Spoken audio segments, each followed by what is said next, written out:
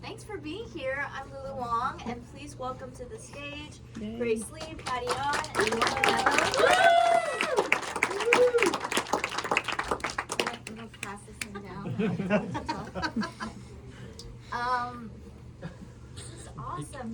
How fun was that? Do you guys feel?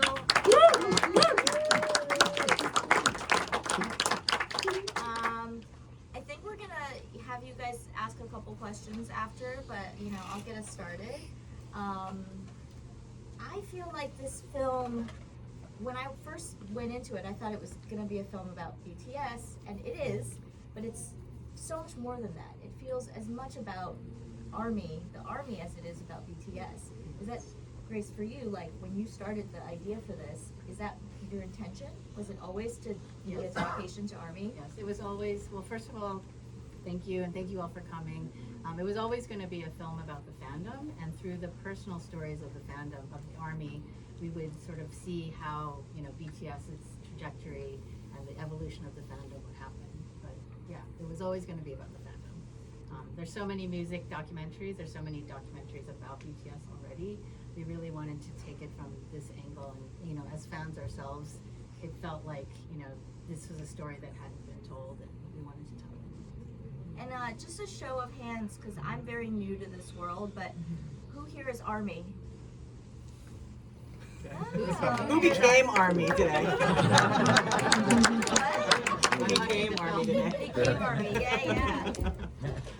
That's awesome. You're converting people. This is the goal, right? Partially, yeah. And Patty, you are a professor of BTS. Before I met you, I didn't know that was a thing. Now, did you create that? How did this happen? I did. I made it. I made up a job. Totally made it up. But yeah, I started pursuing and researching K-pop like in the early 2000s, 2004, 5, 6. And at the time, K-pop really wasn't taken seriously as an object of study. Korean cinema, Korean TV even at the time was starting to become taken up by academics, but pop music itself has always kind of held this denigrated position within academia because the presumption is audiences are kind of like young teen girls, and it's sort of seen as a frivolous sort of medium. What was seen as that for a while. So when I kind of pursued it, it was still really a growing, nascent field. I was one of a handful of people that really focused explicitly on K-pop as an object of study. But now it's like you have an entire field. We have conferences. There are BTS conferences that you can attend. So I just went to one a couple years ago in Seoul, Korea. There was one at CSUN. So now it's a really kind of flourishing field. But back when I started, it was not. Yeah. And Morgan, have you always been army, or? I was the newbie. You're the newbie. How did you? Who's your bias? All right. It makes sense. We talked about this before. We did. Grace called me and said that she had this idea to do a film about army, and I kind of loved the point of view she had from the beginning. Then I met Patty and we started talking about it, which is the kind of taking seriously the fans and what they mean. And in a way, I feel like this film is like an incredible document of community organizing too. It's like it's a manual, really. It's show it to the Democrats, please. But such a, just a different way of telling a story about music. But like I think most great music films ideally are kind of Trojan horses of other stories. So, and then when you guys started to find the characters, which is a huge part of this because you had millions to choose from, just the diversity in terms of everything, geography, background, age, and it's not 13-year-old girls at all. Not that there's anything wrong with that, No. But, yeah. So I got pulled in. What was the process of selecting? Because there are so many. Like, how did you select? And then what was the outreach like? Yeah, so obviously there's millions of fans in the world. We have 90 minutes and limited time, schedule, budget to make a film. So, there are definitely sort of themes that we wanted to cover, milestones within the band and the fandom. For example, the radio campaign, BTS X50, just different milestones, sort of the beginning.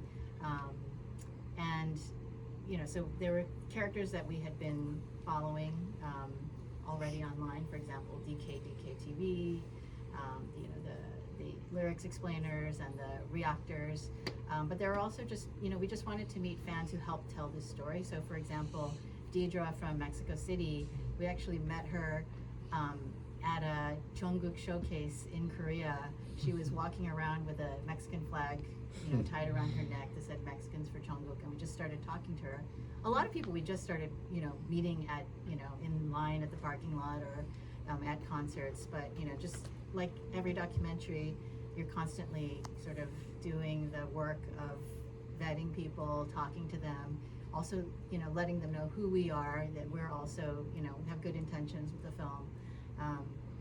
But yeah, am I leaving anything up? Yeah, I think so. And I'll add, like, you know, ARMY at some point they were calculating it's about 90 million people in the fan base at the peak of the BTS's stardom. Not that we're not there still, but and so it's a daunting task. Like, how do you cover geographically, linguistically, age-wise, gender-wise, that many people? But I think we knew there were a couple pieces that we had to cover, which was the story about Korean fans, right? K-pop is a Korean story fundamentally. It's and the Korean fans still fuel the industry, right? They're really an important part of driving K-pop's growth internationally. We knew that there was a huge American story that had to be told. It's the first time you saw K-pop crossing over into North America in this way. BTS, ARMY sort of did that. They were sort of the protagonists of that. There have been a number of attempts before that, but there was something uniquely important about the American aspect of this. Because they were able to successfully cross over into an institution that had been really resistant to non-English language music, number one, and Asian artists in particular. And so there was really, you know, a powerful story to tell there. And also Latin America, I think, was really important for us to cover. The fandom there is massive and growing. And also we knew choreography was a huge part of, you know, dance covers. We knew, I mean, there's two things I think we knew at the very beginning was the title, and also that scene at Wembley, but also we wanted the whole world dancing together to one song, because that's what the fans do. Even if you don't know the language, you can immediately kind of embody the band and like your love for the band through dance. And the political aspect as well. Did you know going into it you wanted to cover like Black Lives Matter and all of that? I think activism is the one thing that makes ARMY so different from a lot of. I used to make our ARMY very different from other K-pop fandoms. Now all K-pop fandoms are engaged in different ways politically, but there was something about ARMY. Every fan event you go to, there was some kind of fundraiser involved, right? Whether it's like, you know, raising money for trans youth shelters or for animals or anything. There was always sort of a focus on giving to the community. I hadn't seen that in other K-pop fandoms before. And so, yeah, we knew that was going to be part of the story, but just what types of activist campaigns were we going to focus on? How are we going to thread that throughout?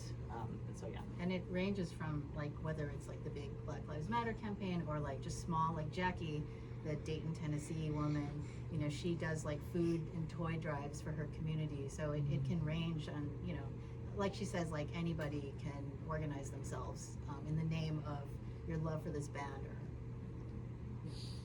And do you feel like as Korean Americans, because you touched a little bit, Patty, on the Korean fans, but then the American aspect. Let me think how to ask this. I guess, like, you know, so often immigrant diaspora kids growing up, there is this real divide between like the home country and that language and those songs and all of the music, the movies, everything, and then the culture of America or whatever Western country you live in.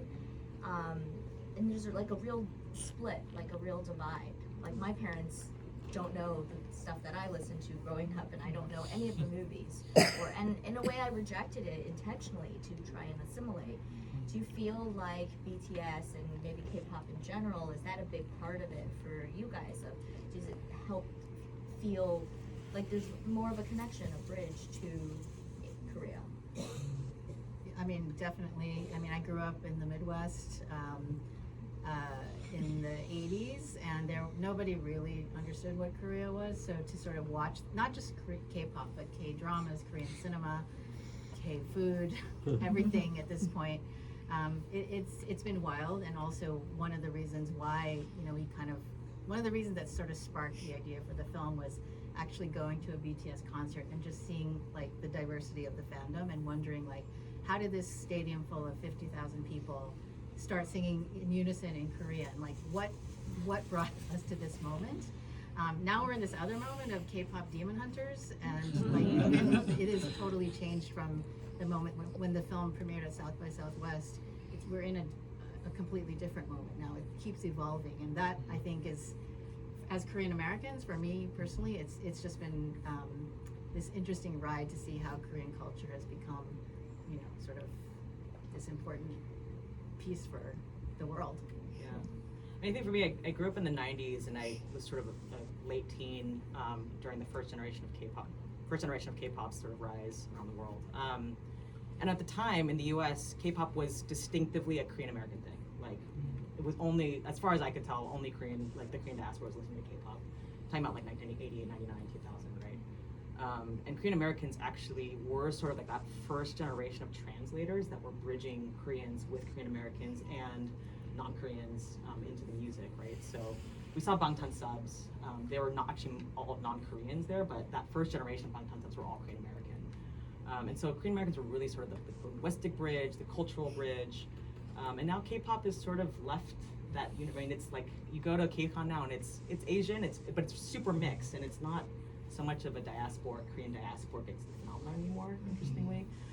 So I don't have like a really deep thing to say about it, but it's a bridge, and also it's grown bigger than us. And I don't quite know how to make of it yet. Yeah. Did you have favorite experiences, like favorite scenes that you shot, favorite interviews, just favorite moments from this whole journey so far? All three of you? I mean, I have to say it was really fun to make this film, and we also wanted to make a really joyful film celebrating the fandom. The dance cover was really fun to do that in both Mexico City and in Seoul. But I think the best, there's so many things. Yeah, that was really fun, and also just going to Mexico City, going to Seoul, just seeing the similarities amongst the fans across the world was really exciting. Yeah, I think for me, filming in Korea was powerful. Like, you know, to be a Gyeongpo filming in Korea about K-pop, and this phenomenon that is kind of, you know, become something culturally sort of so complex and nuanced. But I think some of the most impactful shoots we did were in in the South. And so traveling Jackie Lawson, going to Chattanooga, filming with Amanda in Chattanooga. It's just like places that I didn't ever imagine I would find myself in. And so, I don't know, and just being able to find these really powerful social, cultural connections, and even finding political alliance with the Army in these parts of the country that I just didn't imagine that would happen. So I feel really moved by some of those like small town Army stories and communities that, yeah. And we still keep in touch all the time. I mean, I should point out that, you know, when, you know, you said you're both Army going into it, but when we set up the office, you actually kind of created this zone of Army where, you know, you had No shoes. Slippers. BT21 slippers only. Yeah, exactly. You know, life-size cutouts. You know, there was like a whole zone of, you know, BTS Zen that I think was it was great. You know, so. And also our crew. I mean, we had our associate producer Norman was, you know, a debut era Army. Also, Marnie, our assistant editor, was also a big Army. So she had the dream job of like looking through hours and hours of BTS footage, live streams, concert videos, music videos. And then Yuri, shout out to Yuri, who's producer, became Army during the film. And she's also wearing Nora BTS. should also produce. Who's your bias, Nora? You know, I've switched to J-Hope recently. Oh, really? Yeah. Get to know That them is and- breaking news. Who's your bias though, Yuri? It's still sugar. Oh, okay. And can we talk about what's next? Like how you guys are feeling about? You said they're doing a new album. Oh yeah. Oh yeah. Yeah. So BTS. They went to military. They're all 7 members are out now, and they're recording an album. So there's like all this anticipation about what's to come and what the album's going to sound like. They've been doing solo tours, and each of their different solo trajectories have been very different, from like jazz to like hard hip hop to R&B, and different messages and different styles across all 7 members. But they're regrouping, recording a album all together, and going on a world tour next year. So what I'm interested in seeing is we're in this like moment of transition within ARMY. I'm just curious to see what the relationship's going to look like next year after this kind of 2 years hiatus, I would say. Any plans for a sequel to follow them? Just saying.